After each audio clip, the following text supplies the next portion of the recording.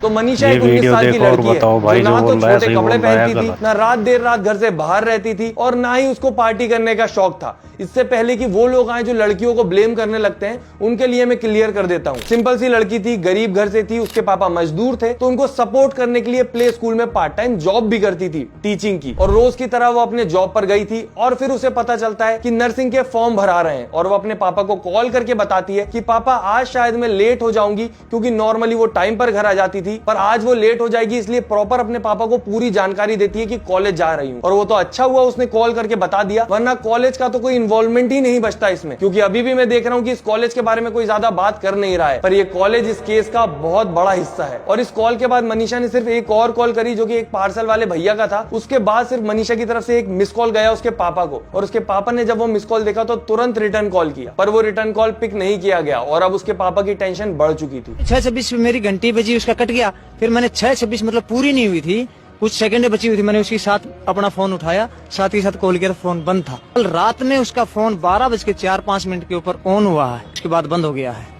दोबारा हमने कॉल किया तो फिर स्विच ऑफ हो गया है। अब आप बोलोगे जब उसके पापा को टेंशन हुई तो पुलिस को कॉल करते या फिर खुद जाके देखते। उसके पापा ने दोनों काम किए, वो खुद भी गए वहां पर और उन्होंने पुलिस को भी कॉल किया और पुलिस आई भी। और जैसा कि जानकारी मिल रही है, जैसे ही पुलिस उस कॉलेज में पहुंची जहां पर मनीषा जा रही थी, तो पुलिस वहां पर 3-4 लोगों को देखती है, वहीं के कर्मचारी जो कि नशे में धुत थे।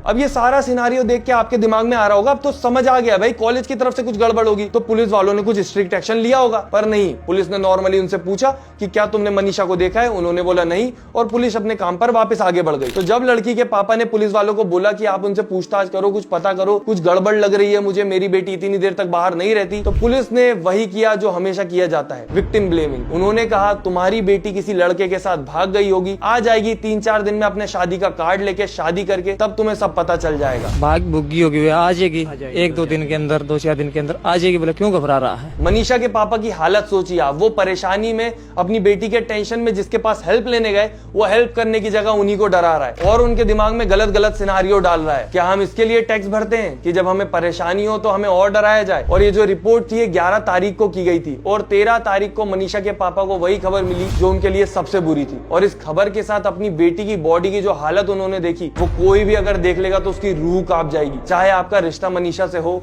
या ना हो। फेस पर स्किन नहीं है, जैसे तेजाब डाला हो। जिस नली से हम सांस लेते हैं वो सांस नली गायब है। जिससे हमारा खाना पेट में जाता है वो खाने की नली गायब है। किडनी नहीं है बॉडी में और शरीर से बच्चेदानी भी गायब है। आप सोच के देखिए, जब उसके पापा ने या उसकी फैमिली वालों ने ये सब देखा होगा तो क्या फील किया होगा। पोस्टमार्टम को मैं पढ़ नहीं पाया, इतना यानी भीतर के ऑर्गन गायब है। सच्चाई तो ये है, उसकी बच्चेदानी गायब है, उसकी किडनियां गायब है। 1-2 किलोमीटर के अंदर अंदर ऐसा क्या हो गया कि आसमान से अपराधी उतर गए?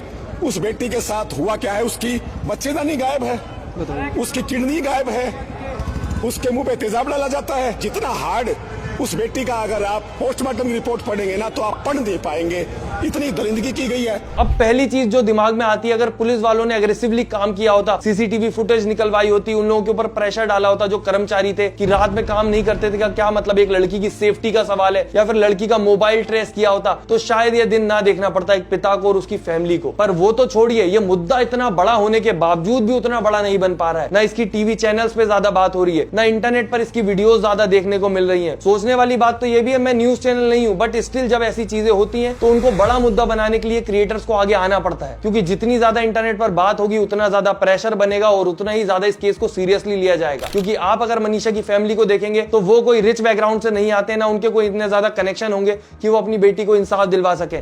आपको और हमें ही आगे आना होगा। आज 19 तारीख हो चुकी है, 8 दिन बीत चुके हैं। इंसाफ के नाम पर वो जो पुलिसमैन थे, अलग अलग पोस्ट के, उनको ट्रांसफर किया गया है या फिर सस्पेंड किया गया है। और जो फाइनल रिपोर्ट आई है वो आपका नजरिया पूरे केस को लेकर एकदम ही बदल देगी। जो हमारे पास अब तक की रिपोर्ट आई है उसमें पॉइजन आया है और उसमें कोई उसको इंजरी के मार्क नहीं आए। जो सेक्टुअल एरियाज में उसके जो थे वो कुछ भी नहीं आया, सीमेंट नेगेटिव आया उसका। बाकी हड्डियां उसकी इरेगुलर थी, तो कोई शार्प वेपन का इस्तेमाल उसमें नहीं लगा। ये भी बताया गया है कि धारदार हथियार से भी हत्या की गई है, क्योंकि गला भी रेता गया है। वो उसमें धारदार हथियार की कोई भी एविडेंस नहीं। मतलब जितनी भी बातें चल रही थी कि उसके साथ पहले गलत किया गया फिर उसको खत्म किया गया, वो सारी बातें गलत हैं। इस रिपोर्ट ने सारी ही बातें झुठला दी हैं। इनका कहना है लड़की ने कीटनाशक खाकर खुद को खत्म कर लिया। अब यहाँ पर आप उस वीडियो को याद कीजिए जो मैंने आपको एकदम शुरू में दिखाई थी, जहाँ पर एक पिता पूरे भरोसे के साथ बोल रहा था कि मेरी बेटी ऐसा कर ही नहीं सकती। और आप अब ये वीडियो देखिए जो जो अभी रिसेंट में आई है। हमने जो कमेटी ने फैसला लिया है सारे समाज को इकट्ठा देख करके अपने हित में ही लिया है, और कमेटी का फैसला ये है